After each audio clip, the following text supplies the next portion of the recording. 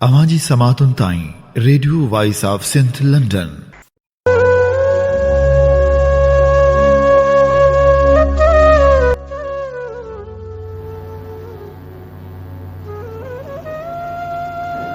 तड़ तकड़ तार घिड़ण ए काणियारन कम, डह डह भेरा ॾींहं में ॾे डुरापा डम, अकल मत शर्म टेई नीह निहोड़िया।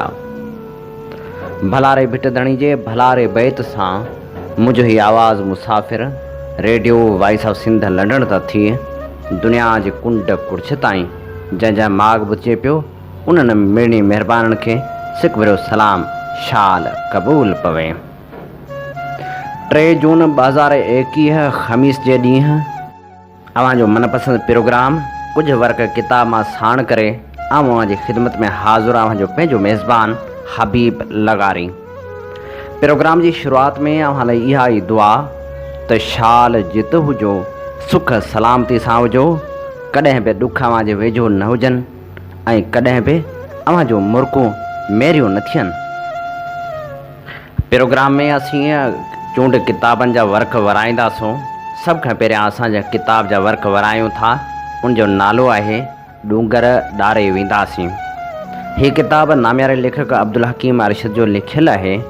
कालमनि ते मुश्तमिल हिन किताब खे तरतीब ॾिनो आहे मुर्तज़ा लगारी ऐं इहो किताब मुल्क पब्लिकेशन पारां छपराए पधिरो कयो वियो आहे।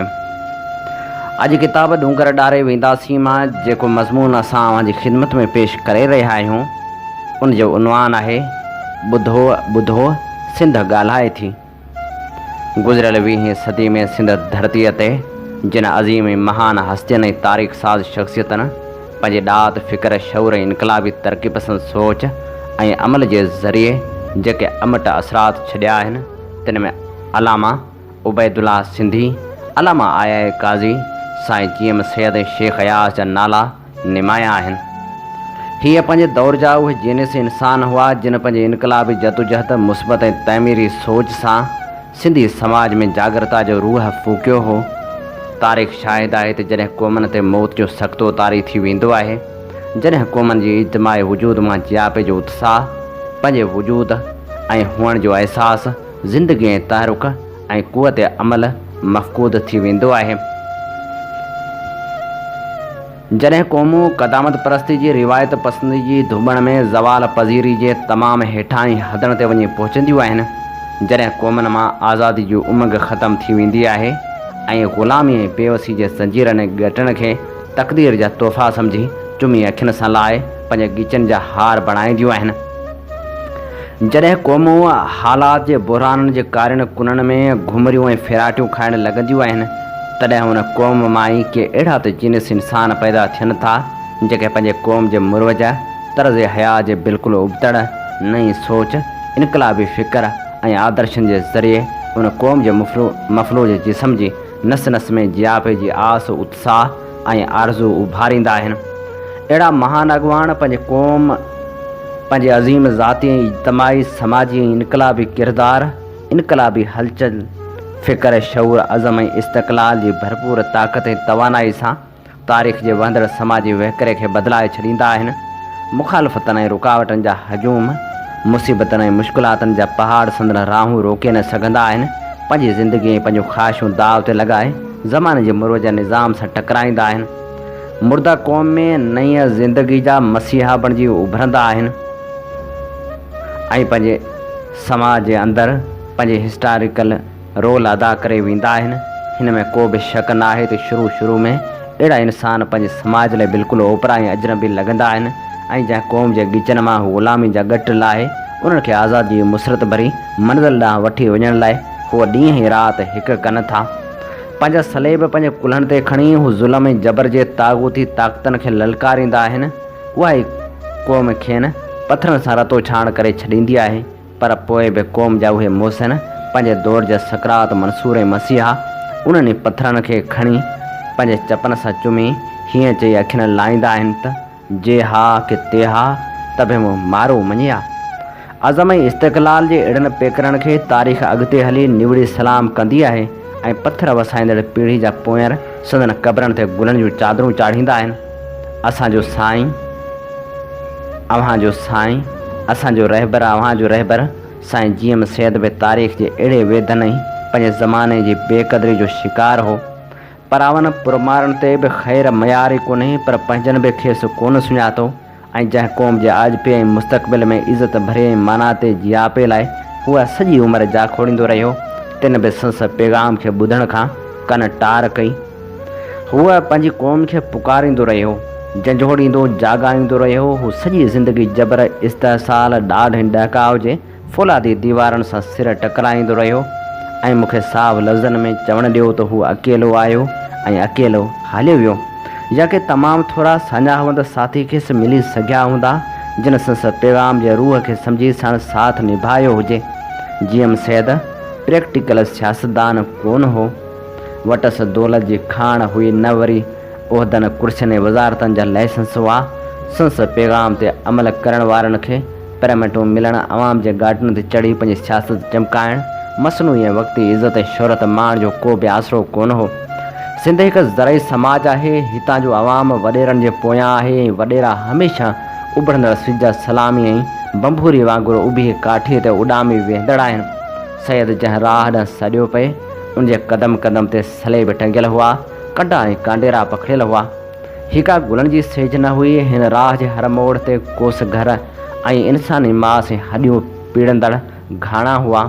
सैद चवंदो हो त सुखनि वारी सद मतां खां मूंसीं करे अंदर जिनी अध डूंगर से ॾोरींदियूं। हिकु दफ़े मूं साईं खां पुछियो त साईं, हिकु सुठे कारकुन जी परख छा आहे? फरमायाईं त सुठो कारकुन उहो आहे जेको सिंध धरती जे इश्क में कंहिं बि क़िस्म जे ख़ौफ़ लालच, ज़ाती अना ऐं ख़ास जी कान न कढे, पर पंहिंजी जिंद ऐं जान सिंध धरती ते घोरे छॾे। पोइ अहिड़ी राह ते सदियुनि खां ग़ुलामी जी ज़लील ऐं लानती ज़िंदगी घारण जा हेराक, महकूमियत ऐं बेवसी जी ग़लीज़ गटरनि में पलियल हयातियूं, नफ़रत ऐं धिकार जी धुबण में फाथल अधमुआ इंसान कीअं हलनि हा। संस ॻाल्हियुनि ते छाले ध्यानु ॾियनि हा, जिते ज़िंदगी जूं आला ऐं आफ़ाक़ी क़दरूं ख़सीस ख़्वाहिशनि ऐं सफ़ली जज़्बनि जे दबाव हेठि घुटियल ॿुसाटियल ऐं पामाल थी वियूं हुजनि। जंहिं समाज में ज़िंदगी जो मयार हैवानी सतह खां बि पस्त तरीन मुफ़ादनि जे हासिलात ते मबनी हुजे, अहिड़े समाज में जीएम सैद, अलामा उबैदुल्ला सिंधी, अलामा आया काज़ी ऐं शेख अयाज़ खे केरु थो सुञाणे, केरु थो संदन ॻाल्हि ॿुधे। जीएम सैद न रुगो बरे सग़ीर हिंदो पाक बल्कि एशिया खंड जे महान इंसाननि मां हो। सिंध जे हवाले सां अमन इतिहाद, बनी नू इंसान, एतिरामी इंसानियत, सिंधी क़ौम जे आजपे ऐं सॼी दुनिया जी महकूम क़ौम जे हक़नि ख़ुदि मुख़्तियारी जी वॾे में वॾो अलमबरदार हो। हू तमामु वॾो मुफ़किर ऐं आइडियलिस्ट इंसान हो। संस सोच जे आला आफ़ाक़ी मुस्बत क़दरनि ऐं ज़माने जे वॾे में वॾी तारीख़ी सदाकत ते मबनी हुई। जेकॾहिं पाकिस्तान जा नालाइक नाहिल हुक्मरान संस मिशन ते तकमील में असांजो साथ ॾियनि हा, संस तइमीरी मुस्बत ख़्यालनि जी तरवीज में साणुसि सहकार कनि हा, त जीएम सैद अॻिते हली सिंधु देश जी आज़ादी जी ॻाल्हि न करे हा। सैद जी तालीम ते इस्लाम जे रूह जे मुताबिक़ हुई, पर अफ़सोस आहे जो बदबख़्त नाहिल करप्ट मुनाफ़िक़ ऐं ॿहरूपे सियासतदाननि रियासत ऐं मीडिया जा समूरा ज़रिया, वसीला, ताक़त ऐं क़ुवत जा समूरा हथकंडा इस्तेमालु करे सैद जो गलो घुटण जी कोशिशि कई। पर पोइ बि असांजो सैद पंहिंजे आदर्शनि ऐं उसूल ते कोहे हमालिया वांगुरु अटल ऐं मज़बूत रहियो। संदन इरादनि में तिर जेतिरी बि लचक न आई। जीएम सैद सम्झो थिए त उन लाइ उहा का नई ॻाल्हि बि न आहे। इंसानी समाज जी तारीख़ जे हर दौर में ईअं थींदो रहियो आहे। सैद जा आदर्श जीअं त सचाई जे मुस्बत क़दरनि ते मबनी हुआ ऐं तारीख़ जे वसीअ मुताले खेसि इन नतीजे ते पहुचायो हो त सच ऐं कूड़, इंसाफ़ ऐं ज़ुल्म, आजपे ऐं ग़ुलामी जी अब्दी छिकताण में हमेशह सच, इंसाफ़ ऐं आजपे जी जीत थी आहे।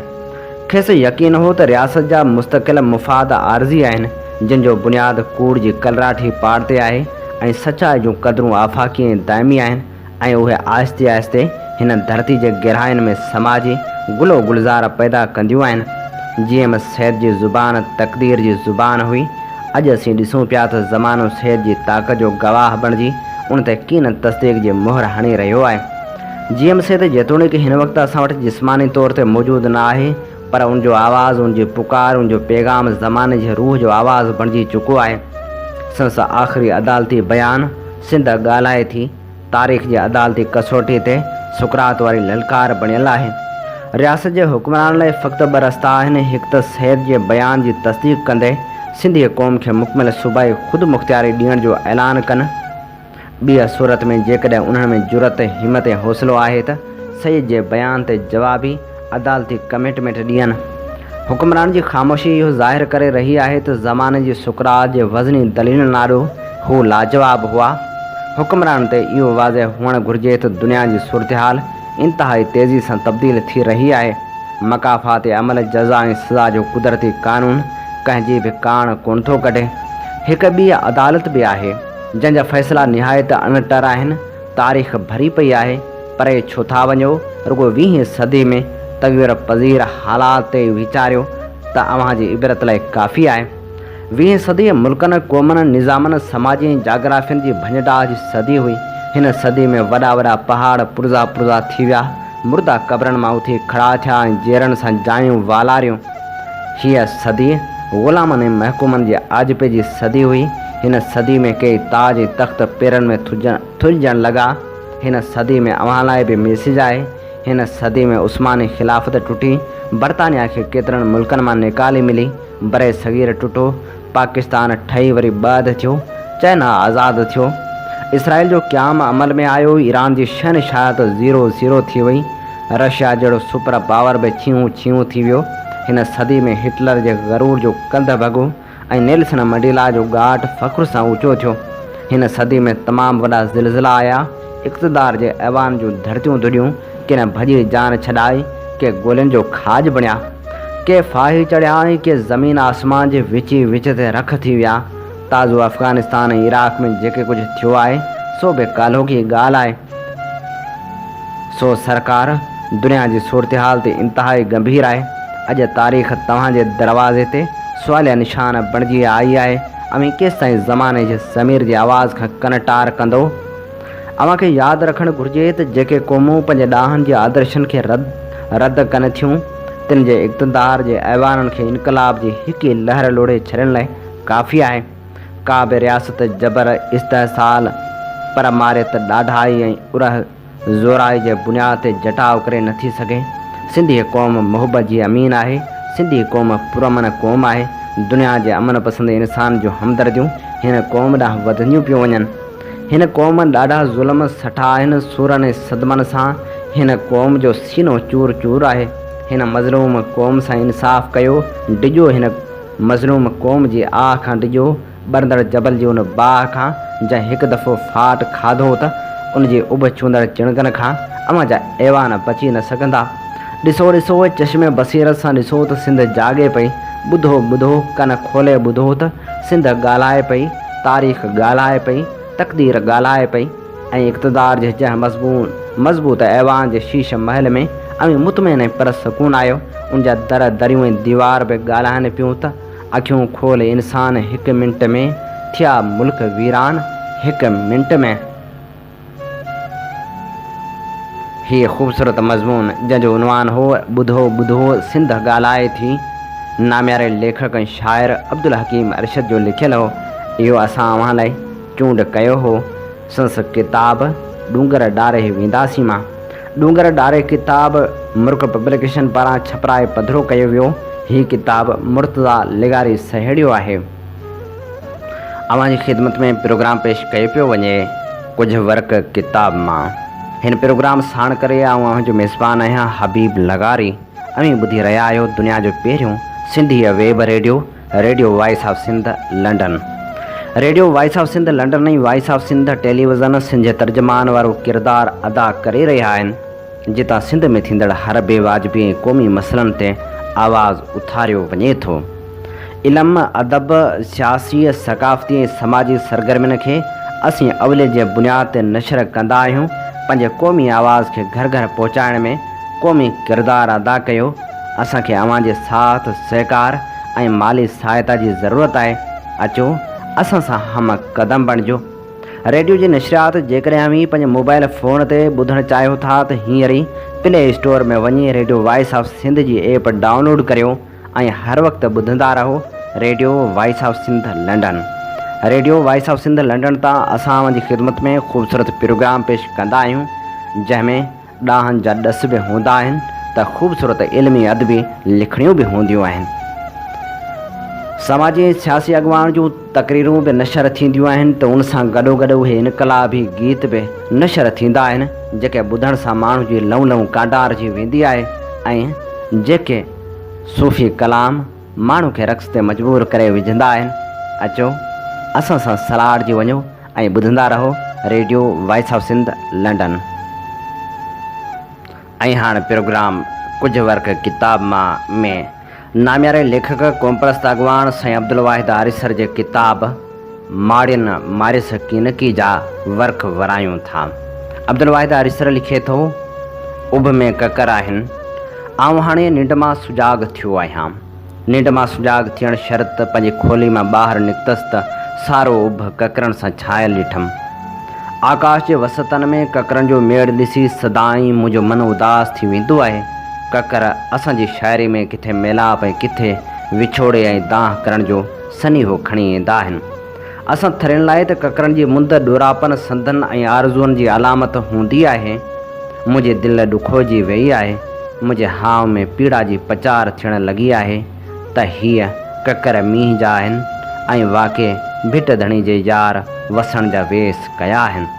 या ही ककर उन होलनाक तबाही जो दूंहं आहिनि जेका इराक़ जे फिरदोस नज़र वादियुनि ऐं ईरान जे जन्नत नज़ीर मैदाननि में मींहं वांगुरु वसी रही आहे। कुझु ॾींहंनि खां असांजे सदर जो लहजो बि जंग जो साज़ पियो छेड़े। हैरत रुगो इन ॻाल्हि ते आहे त अॼु जे हुक्मरान लाइ जंग करण जी धमकी ॾियणु एतिरी आसान थी नज़र अचे जेतिरो कंहिं थर्ड क्लास उर्दू फिल्म में बेसुर हीरे मोहम्मद अली लाइ मोहबत जो मसनूई डायलॉग अदा करणु। उन्हनि हुक्मराननि खे शायदि ख़बर न आहे त जंग छा थींदी आहे। जंग हलाकत ऐं तबाही जी उहा ॾाइण आहे जंहिंजे वात मां मौत तबाही बर्बादी जी बाह ॻढ़ंदी रहे थी। जंग हिकु अहिड़ी तबाही आहे जेका इंसान जे सदियुनि जे जिस्मानी रूहानी पोरे खे कुझु ॾींहंनि महीननि ऐं सालनि में निस्तो नाबूद करे छॾींदी आहे।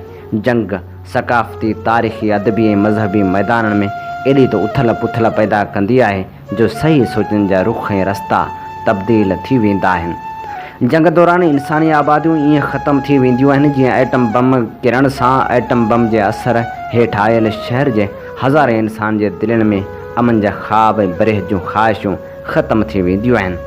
ऐं जॾहिं कंहिं हुक्मरान जे वात मां जंग ऐं हथियारनि जी घणाई जी लॿाड़ ॿुधंदो आहियां उन वक़्तु मुंहिंजो रूह पूरे अमन पसंदि इंसानियत खे दावत ॾींदो आहे त उहे इंसान जिन खे इंसानियत जो मुस्तक़बिल प्यारो आहे, जिन खे कंहिं मासूम ॿार जी मुर्क में का दिलकशी महसूसु थिए थी, जिन खे कंहिं कुंवारी जे अरमान जो एतिराम आहे, जिन खे कंहिं सुहागण जी सींध में पियल सिंदूर शफ़क़ जी सुर्खी खां वधीक पाइदार लॻे थो, से सभु अचो पंहिंजे समूरनि ताक़तनि ऐं तवानियुनि सां पंहिंजे इरादनि ऐं हौसलनि सां अचो ऐं अची जंगबाज़ टोलनि जो ज़ुबानूं काकड़नि खां छिके कढो। ए दमे मसीह अची ॾिस त तुंहिंजी उम्मत तुंहिंजे अमन ऐं प्यार जे पैगाम खे कीअं न फ़ौजी बूटनि हेठां लताड़ियो आहे। हू आकाश जे वसतनि मां टिमंदड़ रत ॾिस जेको अमन जे कबूतरनि जी छाती मां वही रहियो आहे ऐं उन तुंहिंजे अमन जे कबूतर खे तुंहिंजी उम्मत जे हथरादू जांबाज़नि छिरा हणी फटियो आहे। ए इब्ने मरम, तो पंहिंजे पोइलगनि जे दिमाग़ खे सोचनि खां महरूम करे छॾ जिन तुंहिंजी प्यारी इंसानियत ऐं काइनात खे सिर्फ़ु 6 सेकंडनि में पूरे रीत तबाह करण जो बारूद तयारु करे वरितो आहे ऐं उहे पोइ बि तुंहिंजे मुक़दस तस्वीर जे साम्हूं झुकनि था जिन जे किरायनि मां इंसानी जी तबाही क़तलाम जो रत वही रहियो आहे, जिन जे दिमाग़नि मां एटम जो ॼिभियूं निकिरी काइनात खे साड़े रहियूं आहिनि। ए रूह मोहम्मद, हीअ ॾिस तुंहिंजे नाले वठंदड़नि जे वायनि में हवस ऐं हथनि में बंदूकूं कूड़ा ऐं फांसियुनि जा रसा आहिनि। साम्हूं इंसान जा लाश ज़ख़्मी शरीर ऐं ट्यासनि ते टंगियल जिस्म आहिनि। तुंहिंजे पोइलॻ हुक्मरान जे दिलनि मां दर्द प्यार मोहबत ऐं अमन जूं ख़्वाहिशूं मोकिलाए वियूं आहिनि ऐं उहे अॼु जलाद आहिनि, तबाही जा राकास आहिनि, नफ़रत जा शैतान आहिनि, अमन ऐं इंसानी जा दुश्मन आहिनि। हिननि पंहिंजे दिमाग़ जे कीने बुग़ज़ हसद साड़ ऐं हबच जो नालो तुंहिंजो पैगाम रखियो आहे। मूंखे यकीन आहे त उहे कूड़ा आहिनि ऐं तूं पंहिंजे परवरदिगार खां उन जे हथनि ऐं दिमाग़नि मां सत निकिरण जी दुआ घुर। आउं हिकु पैगाम तव्हां ताईं पहुचाए तव्हांजे दिलनि जे दरवाज़नि ते दस्तक ॾेई रहियो आहियां। उहो पैगाम इज़त जो रस्तो आहे, ख़िदमत जो रस्तो आहे। अहिड़ी ख़िदमत जेका ख़ुदा कारण कई वञे। उहो कांग्रेस जो नओं तइमीरी प्रोग्राम आहे। कांग्रेस जो पुराणो तइमीरी प्रोग्राम ॾाढो सुठो हो। हूं त उन ते गॾिजी कमु करियूं। हा, असां चवंदा हुआसीं त मुल्की शयूं इस्तेमालु करियो, पर तव्हां ध्यानु न ॾिनो। हाणे सामुंडी रस्ता बंदि थी विया आहिनि। उहे जहाज़ जेके परॾेही माल खणी अची मुंहिंजे मुल्क में पखेड़ींदा हुआ से ॿुॾी चुका आहिनि। उन करे हाणे वक़्तु आहे त ॿाहिराड़ी जे शयुनि खे तरक़ी ॾियारी वञे। ऐं तव्हांजे दिलनि खे झंझोड़े वाज़िह करणु थो चाहियां त जंग जूं रत प्याक लहरूं हिंदुस्तान जे साहिल सां टकराइजी रहियूं आहिनि। मुंहिंजो निगाहूं रत जो उहो नक्शो ॾेई रहियूं आहिनि। उन करे असां गाफ़िल न आहियूं। जंग तव्हांखे गुलनि जी सेज ते सुम्हण जी इजाज़त कान ॾींदी। उहा पंहिंजे लहरनि में तबाहियुनि, बर्बादियुनि, रतो छाण ऐं हलाकतनि जो तूफ़ान आणींदी। हिकु सिंधी कहाणीकारा जो हिकु जुमिलो पढ़ियमि। सच सिर्फ़ु उहो न आहे जेको कंहिं ऊचे नारे में चई ॾिजे।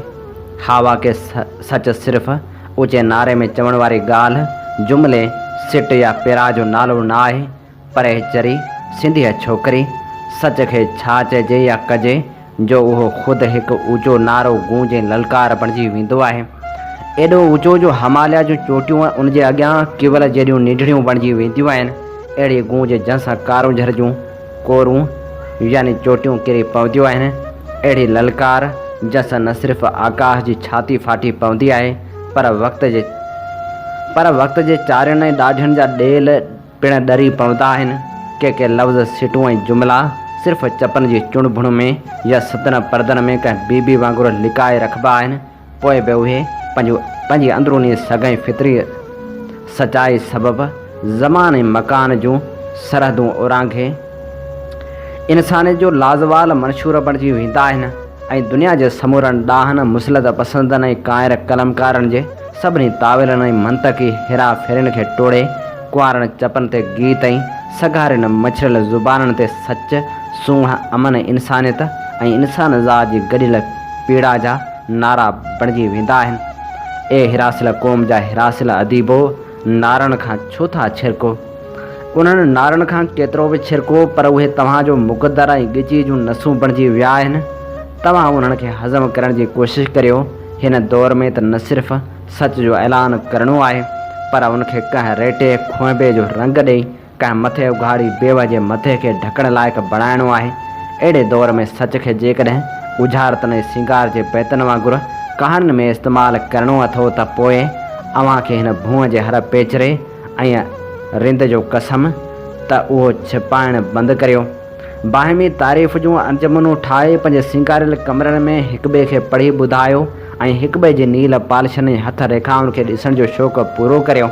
जंहिं दौर में लफ़्ज़ जे बदिले कोड़ो यानी फटको हुजे, नारे जे एवज़ गोली मिले ऐं अॻिते विख वधाइण जे एवज़ फाहे जो ट्यास टंगियल हुजे, उन वक़्तु नारो एतिरो ई मुश्किल सां जनम वठी ऐं उभरी सघे थो जेतिरो हिकु माउ जे गभेरण मां ॿार जो निकिरणु। मुश्किल दौरनि में सभ खां वधीक दिलकश ऐं सुरीलो, वधीक सुंदर ऐं मन मोहींदड़, वधीक जानदार ऐं आफ़ाक़ी कहिड़ो गीत ऐं नगमो थी सघे थो? जेकॾहिं मूंखां को उहो पुछे त आउं जवाबु ॾींदुसि, उहो सच जंहिं नारे जो रूप वरितो, जेको सच नारे जो रूप नथो वठे, सो सच न आहे। गुजराती शेर जो मफ़हूम आहे त थर मुल्क ततल हूंदो, साम्हूं लुक पई लॻंदी, झोलो तंहिंखां सवाइ जलाईंदो। जे मुंहिंजो चवणु मञी त माठ करे घर वेठो रह। उन में अहिड़े थर मुल्क में जॾहिं खेवणियूं खपजनि थियूं, ककर कारोबार करे अचनि था, अबर उमारो करे वसनि था, धरती सावा वेस करे थी, उन वक़्तु वलियूं वणनि सां ईअं वेड़जी वञे थियूं जीअं पारे पवंदड़ राति में सुहागणियूं पंहिंजे कांधनि जे जिस्मनि सां चिंबड़ी पवंदियूं आहिनि। अहिड़ी मुंद में तो मुंहिंजो देश ॾिठो आहे, तो उनजी सुंदरता ऐं निर्मलता पिसी आहे। तो शहरनि में वेही टाफियूं खाधियूं आहिनि पर तुंहिंजे चपन गुलाड़े जे रस न चूसियो आहे। तुंहिंजे लोलिया पाप जी हिरियल ज़ुबान ते कॾहिं गांगे जी अमृत धारा जा रत फुड़ा न किरिया आहिनि। तो मींहं वसंदे मोरनि खे कॾहिं टहिकंदे ऐं भिटियुनि जे चोटियुनि ते चढ़ंदे न ॾिठो आहे। तुंहिंजा चप कॾहिं थूअर जे मोलियुनि ते पयल माग फुड़नि खे छुही न सघिया आहिनि। तो टोभनि में पियल पलर ते उञायल हरणनि जा ॻाहट न ॾिठा आहिनि। जॾहिं ककरनि खे कस लॻंदो आहे, सिज पिड़ीअ में ईंदो आहे, बकराल बहका कंदी आहे ऐं मुंहिंजे देश जी वारी पंहिंजी कुंवारी ख़ुशबू पखेड़ींदी आहे। तूं उहो सभु कुझु ॾिसीं त ए शहरी बाबू, तुंहिंजे अंदर जो कहाणीकार कॾहिं बि न मरे। इंसान जे ओजल मन तां तुंहिंजो वेसाह कॾहिं बि ख़तमु न थिए ऐं तोखे माण्हू जो मन कॾहिं बि मेरो नज़र न अचे। सुबुह जो मिलिट्री जी सरसरी समात वारी कोर्ट में सुनवाई आहे। उन लाइ टियों ॾींहुं चार्ज शीट ॾेई विया आहिनि। उन चार्ज शीट जे बचाव में मूंखे कुझु बि चवण जो हक़ न आहे ऐं कोर्ट तुरत फ़ैसिलो ॾींदी, जेको आम तरह मुल्ज़िम जे ख़िलाफ़ ई हूंदो आहे। आम तरह मिलिट्री कोर्ट खे 1 साल सज़ा ॾियण जो इख़्तियार आहे। आउं त बिना केस हलाइण जे 14 महीना जेल में काटे चुको आहियां। इन हिसाब सां कोर्ट खे मिलिट्री वारनि जे कानून तहत मूंखे आज़ादु करणु घुरिजे। पर ईअं कंदा कोन, छो त हिन मुल्क में कानून ठाहींदड़ उन ते अमल न कंदा आहिनि पर ॿियनि खां उन ते अमल कराइण जी कोशिशि कंदा आहिनि। आउं जॾहिं पंहिंजी सज़ा जे बारे में सोचां थो त मूंखे पंहिंजे मुतालिक़ का बि परवाह न आहे, छो त जेल मुंहिंजे लाइ नई शइ न आहे। ताम आउं पंहिंजनि भाइरनि भेनरनि माउ पीउ ऐं ख़ासि करे ज़ाल जे बारे में सोची परेशान थी वञां थो। मूं 1978 में शादी कई ऐं 1980 में जेल हलियो आयुसि। आउं खेसि का बि ख़ुशी, का बि मुसरत ऐं के चंद ॾींहं प्यार जा ॾेई न सघियो आहियां। हुन मूंखे बेइंतहा चाहियो आहे।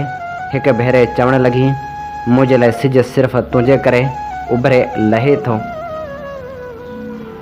हिकु वक़्तु हो जॾहिं आउं रोमानवी क़िस्म जा नावल पढ़ंदो हुउसि। उन वक़्तु दिलि में ॾाढी चाहना पैदा थी हुई त कंहिं जदीद तइलीमी इदारे जे शानदार ऑडिटोरियम हुजे, जंहिंमें ज़िंदगी ऐं सूंहं जे उमंगनि सां भरपूर नींगरियूं हुजनि ऐं उते आउं पंहिंजी जादू बयानी सां उन हाल खे मटे छॾियां ऐं मुंहिंजे लफ़्ज़ ते पुरजोश नारा लॻनि ऐं ताड़ियूं वॼनि, जिन में चूड़ियुनि जी छनकार बि शामिलु हुजे।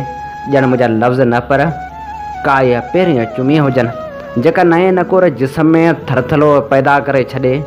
उन वक़्तु उहो सभु कुझु सोचण महिल इहो न सोचियो हुउमि त इहा चाहना अहिड़े वक़्तु पूरी थींदी जॾहिं हथ कड़ियनि ऐं डंडा ॿेड़ियुनि जा अघ वधी वेंदा। मुंहिंजी धरतीअ सिरहं जा गुल पैदा करण बदिरां कोड़ा ऐं फटका पैदा कंदी ऐं जॾहिं प्यारनि माण्हुनि खां वधीक जलाद नज़र ईंदा।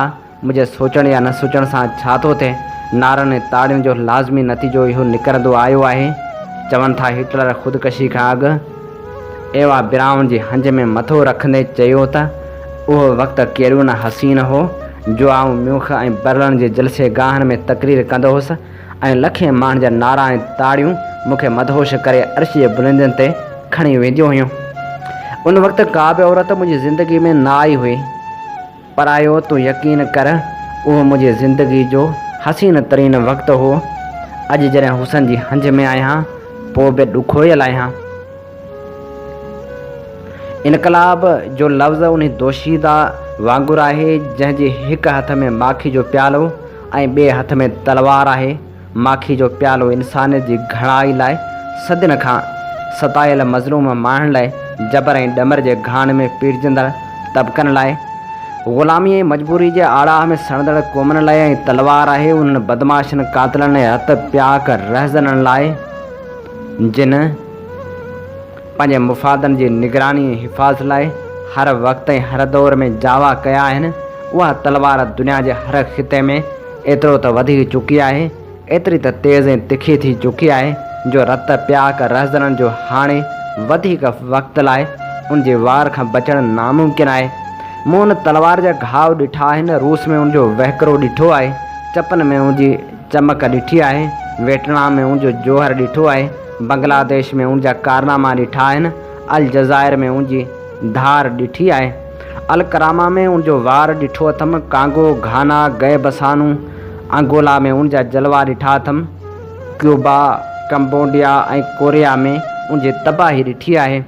एतिरे कुझु ॾिसण जे बावजूदि उन जूं कारगुज़ारियूं मुंहिंजे मादरे वतन ऐं हिन सोन वर्णी धरती ते ॾिसण जो तमनाई आहियां, आस वंद आहियां। ऐं मुंहिंजे वतन में बि उन दोशीज़ा खे ईअं डोड़ंदो ॾिसणु थो चाहियां जीअं काई जाबलू छोकिरी छिरड़नि पुठियां डोड़ंदी आहे।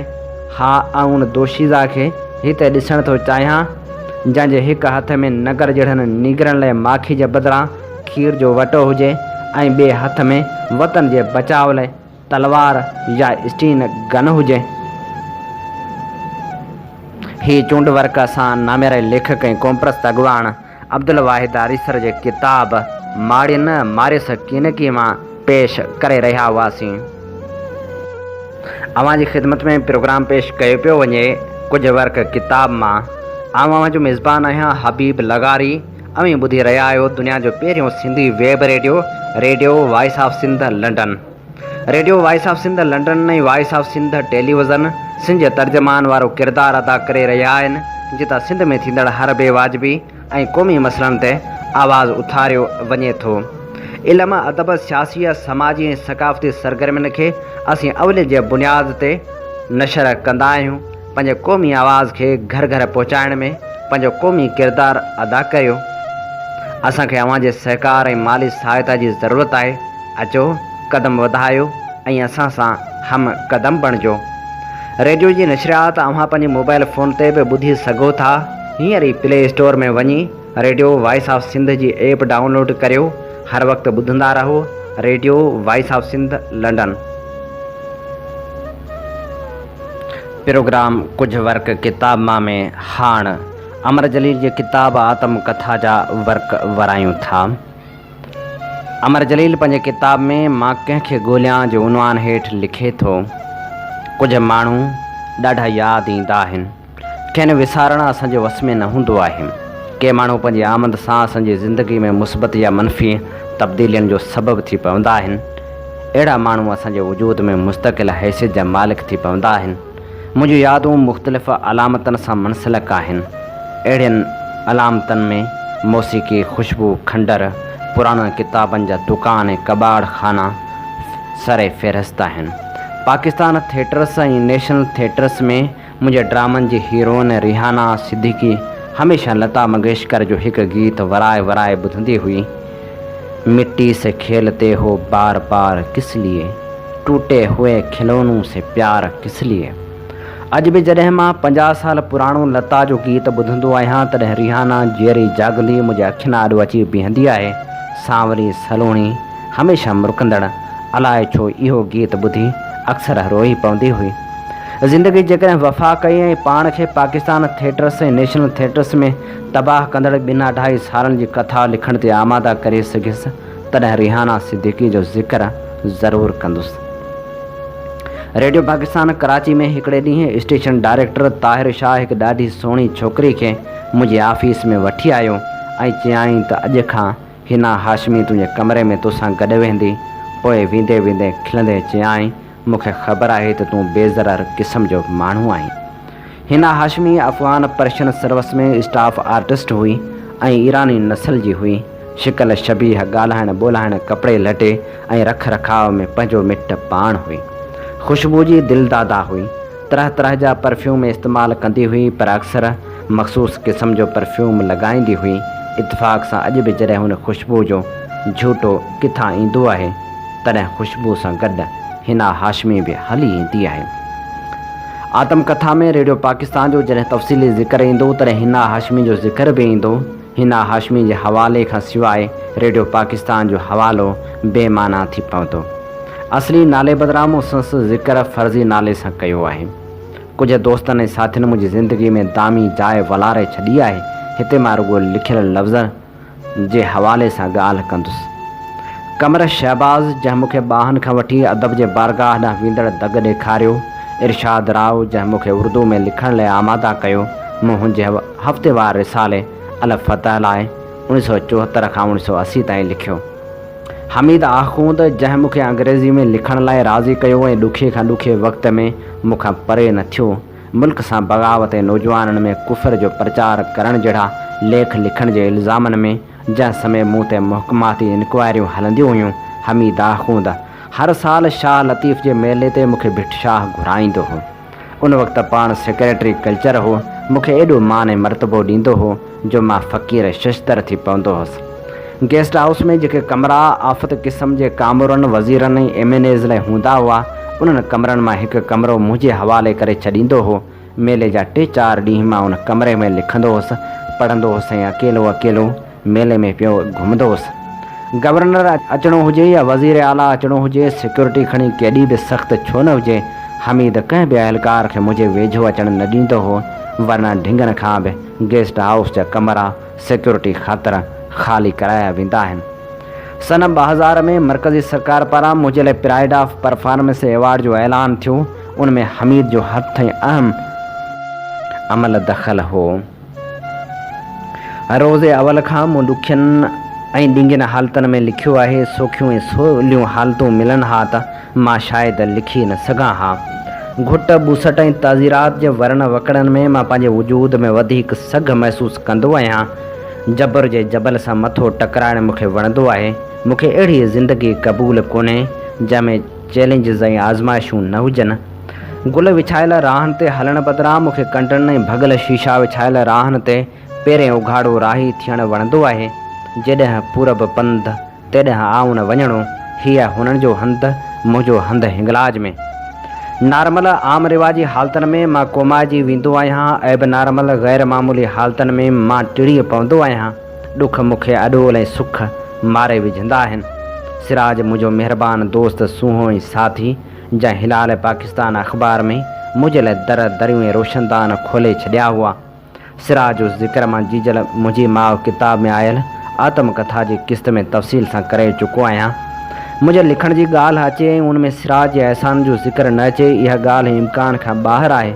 कालमनि में मूंखे छूट छॾींदे सिराज खे उन ॻाल्हि जी कते परवाह न हूंदी हुई त पाण पार्टी पेपर जो एडिटर हो ऐं सिधो सौ ज़ुल्फ़कार अली भुटियारो जवाबदेह हो। तारिक अशरफ सोणी रिसाले जो एडिटर सोन जहिड़ो सचो ज़ोद रंज बेइंतहा हसास ऐं हिकिलो।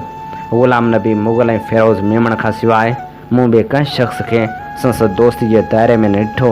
हुन मुंहिंजूं अहिड़ियूं तकरारी कहाणियूं सोणी में शाया कयूं जिन जे तस्वर खां चङनि चोखनि एडिटरनि जा जेकर ॾढर ढरा थी पवनि। कुझु ॿिया दोस्त जेके अदब जे हवाले सां न सही पर मुंहिंजनि ॿियनि कलमी मशगूलियत सबबु मुंहिंजे जीव सां जड़ियल आहिनि। उन्हनि में शामिल अब्दुल करीम बलोच जा मुंहिंजो पहिरियों रेडियो ड्रामो ऐं पहिरीं सिंधी टेलीविज़न ड्रामो, पहिरियों उर्दू टेलीविज़न ड्रामो डायरेक्ट कया। शेख हसन फिल्म डायरेक्टर जंहिं मूंखां पंहिंजी फिल्म नूरी जाम तमाची लाइ स्क्रीन प्ले ऐं डायलॉग लिखाया हुआ। नूरी जाम तमाची मुंहिंजी पहिरीं फिल्म हुई। उनखां पोइ मूं 7 ॿियूं फिल्मूं लिखियूं, डायलॉग ऐं स्क्रीन प्ले ऐं कन झले तोबह ताइब थियोसि। आबिद लेगारी खे मां हमेशह यादि रखंदो आहियां। हुन मुंहिंजे कहाणियुनि जो पहिरियों किताबु दिलि जी दुनिया शाया कयो हो। अदब जे हवाले सां हींअर जंहिं शख़्स सां मुंहिंजी शनासाई थी आहे सो आहे मुख़्तियार अहमद मलाह। लिखण पढ़ण सां वाबस्ता नौजवान आहे, मोहक़िक़ आहे। सिंधी कुंड कुड़िछ मां मुंहिंजो गुम थी वियल कहाणियूं ॻोल्हे हथ कयूं अथाई। उहो मुख़्तियार जो मूं ते वॾो अहसान आहे। हुन मूंखे वरियनि जे उणतुण मां आजो कयो आहे। मां अक्सर विसवसनि में पइजी वेंदो हुउसि त अदब जी बारगाह में मुंहिंजी ओसर कीअं थी हुई। मां कहिड़नि मरहलनि मां गुज़रियो हुउसि। अदब जी बारगाह जो मुस्तक़िल मुजाविर थियण लाइ मूं कहिड़ा चिला काटिया हुआ। मां छा लिखंदो हुउसि, कीअं लिखंदो हुउसि, को सबबु त आहे जो मूं मिसकिन मौलाई खे अवां एॾियूं मोहबतूं ॾिनियूं आहिनि। मूंखे रखी पंहिंजे रूट्स पाड़नि लाइ पूर पवंदा हुआ। उन क़िस्म जी ज़हनी कैफ़ियत खे हीला हलाए मूं दिलि में दफ़न करे छॾियो हो। पर दिलि दफ़ीनो थी न सघंदी आहे। बज़ाहिर दिलि में दफ़न दूरी जा दर्द, तमनाऊं, मोहबतूं ऐं अणिठियल ख़्वाब आतिश फ़िशा वांगुरु दुखंदा रहंदा आहिनि। ॾाढी गहरी हूंदी आहे दिलि जी गहराई। इंदिरा मुंहिंजी क्लासमेट हुई।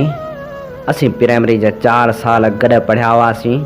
मां खेसि हिकु पल लाइ बि विसारे न सघियो आहियां। हूअ मुंहिंजे वजूद में, मुंहिंजे तस्वर में मूंसां गॾु वॾी थींदी रही आहे। विरहाङे जे लाहन चाढ़नि जी सज़ा भोॻींदे पोड़ी थी वई आहे। दिलि ते कंहिंजी हुकूमत हली न सघंदी आहे। पोटन ॾोहटनि जी झगमट में हूअ हिकु पल पाछी करे रखंदी आहे ऐं उन उदास पल में पंहिंजी कारी कुझु क्लासमेट खे यादि कंदी आहे। उहो दीवाने जो ख़्वाबु न आहे, नई तस्वर जो तख़ियल में परवाज़। उहो एतबार अणलिखियल दस्तूर जी नाक़ाबिल तरमीम शिक आहे। हस्ती ते हमेशह लाइ छाप छॾे वेंदड़ वाक़िआ बाल ओस्ता में थींदा आहिनि। उन हद ताईं जो ॿार जॾहिं माउ जे पेट में हूंदो आहे तॾहिं माउ जी ज़हनी कैफ़ियत सां ॾुख सुख डप ऐं ख़ामोशियूं ॿार जे दिमाग़ में लहंदियूं वेंदियूं आहिनि। निंढी वही में ॿार जे ज़हन ते वेहिजी वियल डप ऐं ख़ौफ़ जूं सूरतूं सॼी उमिरि संस पीछो कंदियूं आहिनि। असांजी सॼी समूरी शख़्सियत असांजी उमिरि जे पहिरें 16 सालनि में ठही रास थींदी आहे। अॻिते हली ज़िंदगी जे आज़माइशनि खे असीं उमिरि जे पहिरें 16 सालनि में ठही तयारु थियल रवैयनि लाड़नि मुताबिक़ मुंहुं ॾींदा आहियूं। अलाए कहिड़ी कहाणी में लिखियो हुयुमि त असीं ज़िंदगी में फ़क़्तु हिकु भेरो भरपूर ऐं मुकमिल मोहबत कंदा आहियूं ऐं गर्दशन में गुम थी वञण खां पोइ उन हिकु मोहबत जा अक्स ऐं पाछोला ॾिसंदे बाक़ी बचियल ज़िंदगी गुज़ारे छॾींदा आहियूं। सिंधूअ मुंहिंजे लाइ हर लिहाज़ खां इंदिरा जो मुकमिल अक्स आहे। मां पाण फ़ैसिलो करे न सघंदो आहियां त इंदिरा ऐं सिंधू मां केरु कंहिंजो पाछो आहे ऐं केरु कंहिंजो अक्स आहे। सामे सांडियल हिकु सूरत असांखे अनेक सूरतनि में नज़र ईंदी आहे। जॾहिं कबी आहे परख तॾहिं सॼण साम्हूं ॾिसबो आहे। मूं पंहिंजी पहिरीं कहाणी इंदिरा जे उनवान सां इंदिरा जे बारे में लिखी हुई सन 1955 में, अध सदी अॻु। 17-18 सालनि जी उमिरि में टेक्निक कची आहे, फिकी आहे, फिल्मी आहे, पर मौज़ू जे लिहाज़ खां इंदिरा मुंहिंजी तर्जमान कहाणी आहे। इंदिरा खां पोइ अॼु ताईं मां हिकु ई मौज़ू मां फुटी निकितल अनेक मौज़ूअनि ते कहाणियूं लिखी रहियूं आहियां। हक़ सच ऐं मोहबत खां मथां को बि मज़हब कोन्हे। मुल्क विरहाइजी वेंदा आहिनि पर मोहबत भां करे न सघिबी आहे। दिलि जी धरती ते सरहदूं खड़ियूं करे न सघिबियूं आहिनि। मूंखे ॾुख आहे, रंज आहे। रंज थियो आहे त छो मूं गुम थी वियल कहाणी जो पहिरें वालम खे अवाइली कहाणी जो उनवान ॾिनो। मूं छो पहिरियों वालम खे इंदिरा जो नालो न ॾिनो। मूंखे ॾाढो ॾुख थियो आहे। मूंखे ईअं महसूसु थी रहियो आहे ॼण मूं पंहिंजे पुरसतश जहिड़े प्यार जी नफ़ी कई आहे। लॻे थो मूं ॼण नाक़ाबिले माफ़ी गुनाह करे विधो आहे। सिज उभरण सां मुंहिंजे वजूद में ऊंदह थी वेंदी आहे। मां ॾींहं ॾिठे लिखी पढ़ी न सघंदो आहियां। पोइ जीअं जीअं सिज लहणु शुरू थींदो आहे ऐं सांझे खां पोइ आसमान में ऊंदह जी चादर धरती ते लहणु लॻंदी आहे, मुंहिंजे अंदर में उजालो थी पवंदो आहे। का जूत जली पवंदी आहे। उहा कैफ़ियत असुर ताईं हलंदी आहे। पोइ पिरह जे पहिरें किरण सां जीव में जलर जूत उझामणु शुरू थींदी आहे। अंदरि जो उजालो ॾींहं जी ऊंदह में गर्क थी वेंदो आहे। ईअं छो आहे मूंखे का ख़बर कोन्हे। उहा कैफ़ियत मूं ते कॾहिं खां तारी आहे, उन बारे में मूंखे का ख़बर कोन्हे। बसि मूंखे फ़क़्तु एतिरी ख़बर आहे त जॾहिं क्रिकेट खेॾंदो हुअसि तॾहिं ईअं न हुअसि। मैचूं खेॾण लाइ सुबुह जो ताज़ो तवानो उथणु ज़रूरी हूंदो आहे। तंहिं करे असां रांदीगरनि खे सवेल सुम्हण जी तरबियत ॾिनी वेंदी हुई। मां सवेल सुम्ही पवंदो हुअसि। पोइ जॾहिं अदब जी बारगाह जो दर मूं मोलाई लाइ खुलियो तॾहिं आहिस्ते आहिस्ते सभु कुझु बदिलजी वियो। हस्ती मस्ती जूं कैफ़ियतूं बदिलजी वियूं। ज़िंदगी जा रंग रूप मटिजी विया। नीम मटिजी विया। सवेर सुम्हणु वियो विसरंदो। ॾींहं बेमतलब बेमक़सद थी पिया। रातिनि जा राज़ खुलिया। ऊंदह जा इसरार सम्झ में ईंदा रहिया। उहा तब्दीली अहिड़े नमूने आहिस्ते आहिस्ते ईंदी रही जो अंदर में हिकिड़नि शहरनि जे ॾहण ऐं ॾिठल शहरनि जी जाइ ते ठही रास थियल नवनि शहरनि जी ख़बर ई न पई। मां जेके हुअसि सो न रहियसि। 30 सालनि जी जलावतनी खां पोइ पोढ़ो थी कराची मोटी आयुसि। हमसर ऐं हमसर रांदीगरनि ॾाढी सिक ऐं पाॿोह मां मूंखे ॻोल्हे हथु कयो, पर मूं खेनि ॾाढो मायूस कयो। मां खेनि ओपिरो ऐं गुम थी वियल लॻियसि। उनमें ॾोह न हुननि जो हो न मुंहिंजो। राज़नि रमज़नि जी झंग में भटकंदे क्रिकेट मुंहिंजे लाइ ज़िंदगी जो फ़लसफ़ो थी पई आहे। मुंहिंजा हमसर ऐं हमसर क्रिकेट खे अॼु ताईं फ़क़्तु रांदि सम्झंदा आहिनि। ज़िंदगी शतरंज जी रांदि आहे जंहिंमें प्यादो बादशाह खे मारे विझंदो आहे। रातिनि जे जागण मुंहिंजे लाइ रोज़गार में रंडक न विधी। मौला मुंहिंजो दाणो पाणी मीडिया सां ॻंढे छॾियो हो। स्टेज, रेडियो, फिल्मूं, टेलीविज़न ऐं अख़बारूं ऐं रिसाला। ओपन यूनिवर्सिटी इस्लामाबाद में मां इंस्टीट्यूट ऑफ एजुकेशनल खे रेडियो ऐं टेलीविज़न ज़रिए पढ़ाइण जी सिख्या ॾींदो हुअसि। साहिब थी कमरे में वेहण बदिरां मां हमेशह स्टूडियोज़ में हूंदो हुअसि। पाण प्रोग्राम ठाहींदो हुअसि ऐं ॿिनि प्रोड्यूसरनि जे कम जी नज़रदारी कंदो हुउसि। मूं मौलाई खे साईं ग़ुलाम मुस्तफ़ा शाह जॾहिं वाइस चांसलर जे मनसब ते विहारियो हो, तॾहिं बि मां वाइस चांसलर जी ऑफिस बदिरां घणो तणो स्टूडियोज़ ऐं कंट्रोल रूम्स में कमु कंदो हुउसि। उहे ॻाल्हियूं यूनिवर्सिटी जे चांसलर सदर पाकिस्तान ग़ुलाम इसाक़ ख़ान जे कननि ताईं बि वञी पहुतियूं हुयूं। उन हवाले सां ग़ुलाम इसाक़ ख़ान ऐं साईं ग़ुलाम मुस्तफ़ा शाह जी पाण में आख़िर ताईं छिकताण हलंदी रही। मुंहिंजे चवण जो मतिलबु आहे त रातियूं जाॻे गुज़ारणु रंडक बदिरां मुंहिंजे कमकार जी नोयत में मुंहिंजो मददगार रहियो आहे। मूं हिकु दरवेश खां ॿुधो हो त रातियुनि जो जाॻणु कंहिं कंहिंखे नसीब थींदियूं आहिनि। दरवेश वीचारे जी ॻाल्हि जी माना मुताबिक़ मां ॾाढो ख़ुशनसीब आहियां, पर असल में दरवेश ॿिए हवाले सां इहा ॻाल्हि कई त रातियूं जाॻण वारा ख़ुशनसीब हूंदा आहिनि। हुनजो मक़सदु हो त तहजुद, निमाज़ूं, बंदगियूं, दुआऊं घुरंदे ऐं गुनाहनि खां तौबा ताइब थींदे जेके माण्हू रातियूं जाॻी गुज़ारींदा आहिनि से नसीब वारा हूंदा आहिनि। उन लिहाज़ खां मां ॾाढो बदनसीब आहियां जो मुंहिंजनि रातियुनि में न हूंदियूं आहिनि निमाज़ूं, न हूंदियूं आहिनि बंदगियूं। मां पढ़ंदे लिखंदे गीत ऐं भॼन ॿुधंदे गुज़ारींदो आहियां। मुंहिंजा दोस्त ऐं दुश्मन मूंखे ॿियनि ॻाल्हियुनि खां अलावा उन करे बि एब नॉर्मल ऐं थिड़ियल सम्झंदा आहिनि, छो जो मुंहिंजी ज़िंदगी शराब, शबाब, रोज़े ऐं निमाज़ खां वांझियल रही आहे। रोज़ा ऐं निमाज़ चङा कम आहिनि चङनि माण्हुनि लाइ। मां गुनहगार आहियां। मां अनेक में हिक खे ॻोल्हींदो आहियां। 1961 खां 1970 ताईं मूं हिंद सिंध जे हर रिसाले लाइ लिखियो। उन्हनि 10 सालनि दौरान 1962 में कूंज रिसाले बम्बई पारां करायल हिंद सिंध चटाभेटी में मुंहिंजी कहाणी सोजरो खे पहिरियों इनाम मिलियो। रूह रिहाण रिसाले हैदराबाद पारां अरोड़ जो मस्त खे 1964 जी बहितरीन कहाणी करार ॾिनो वियो। उन्हनि ॿिनि मञताउनि मूंखे दिलि खोले लिखण लाइ उत्साह ॾिनो। मूंखे यकीन अचणु लॻो त मां लिखण लाइ पैदा थियो आहियां। लिखण खां सवाइ मां को बि ॿियो कमु ढंग सां करे न सघंदुसि। उन्हनि 10 सालनि दौरान मुंहिंजनि कहाणियुनि जो हिकु किताबु शाया थियो, दिलि जी दुनिया, जंहिंखे Pakistan writers guild Sindhology Sindh university पारां इनाम मिलियो। दिलि जी दुनिया सां गॾु ॿिए किताब जॾहिं मां न हूंदुसि जो मसवदो बि तयारु थी वियो हो। दिलि जी दुनिया जो पब्लिशर आबिद लेगारी ॾाढो नेक, परहेज़गार ऐं रोज़े निमाज़ जो पाबंद हो। मूं गुनहगार जो किताबु शाया करण ते संदसि वालदेन ऐं मिट माइटनि संदसि कन महट कई हुई। हुन किताब जॾहिं मां न हूंदुसि शाया कराइण में का दिलचस्पी न ॾेखारी। जॾहिं मां न हूंदुसि छपाइण जो कमु अशोक गंगवाणी हथ में खयो। मुंहिंजो नंढो भाउ हुजे हा त हू अशोक जहिड़ो हुजे हा। मूं साल ॾेढ लाइ NGV हाई स्कूल में पढ़ायो हो, तॾहिं अशोक मैट्रिक में पढ़ंदो हो। अॻिते हली अशोक हिलाल पाकिस्तान अख़बार जो मैनेजर थियो ऐं अख़बार जी सर्कुलेशन चोट चाढ़े छॾियईं। दिलि जी दुनिया शाया थियण जे साल सवा साल खां पोइ अशोक पंहिंजी मोहन जो दड़ो पब्लिकेशन पारां 1971 जी शुरूआति में जॾहिं मां न हूंदुसि शाया कयो। ॿिए किताब खे पिणु पाकिस्तान राइटर्स गिल्ड तरफ़ां पज़ीराई मिली। जॾहिं मां न हूंदुसि जे उनवान बाबति कुझु ॿुधाइणु ज़रूरी सम्झां थो। जॾहिं मां न हूंदुसि असल में लक्ष्मण कोमल जे हिकु स्टेज ड्रामे जो उनवान हो ऐं उनवान मूंखे ॾाढो वणियो हो। मूं लक्ष्मण कोमल खां इजाज़त घुरी त पंहिंजी हिकु कहाणी लाइ जॾहिं मां न हूंदुसि उनवान रखण जी इजाज़त ॾे। हुन इजाज़त ॾेई छॾी। उन कहाणी जी निस्बत सां मूं पंहिंजे कहाणी जे ॿिए किताब खे नालो ॾिनो, जॾहिं मां न हूंदुसि। हीअ चूंड वर्क असां पेश करे रहिया हुआसीं नामियारे लेखक, कहाणीकार ऐं नावल नवीस अमर जलील जे किताब आत्म कथा मां। इन ते ई प्रोग्राम जो वक़्तु पंहिंजी पुॼाणी ते पहुचे थो। पंहिंजे मेज़बान हबीब लगारी खे इन साॻी दुआ सां ॾींदा इजाज़त। वसे भिट तुंहिंजी भलारा सदा सदा देस परदेस सारा वसन। कॾहिं सींध सिंधी न मेरी थिए, कॾहिं मोड़ कंहिंजा न मुरझाइजनि।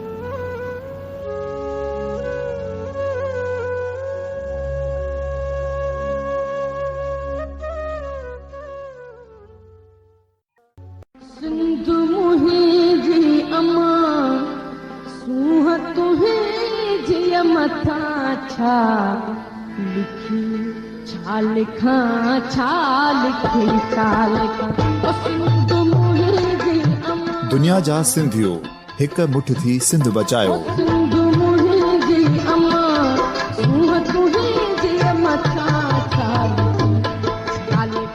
सिंध जो क़ौमी आवाज़ radio voice of Sindh London.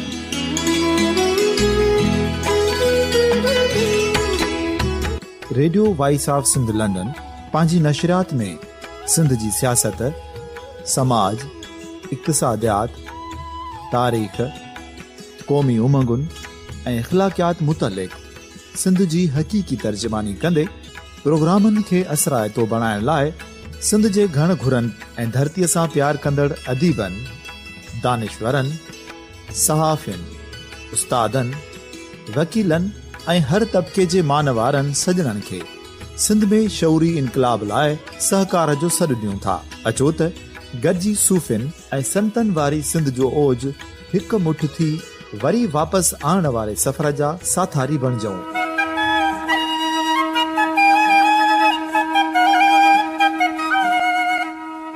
हिकु नए सुबुह जी शुरूआत जो पड़ाॾो घर घर, ॻोठ ॻोठ ऐं शहर शहर ताईं पहुचायो। शाल सिंध आबाद ऐं ख़ुशहाल थिए, सिंधी माण्हू सुखियो ऐं सताबो थिए।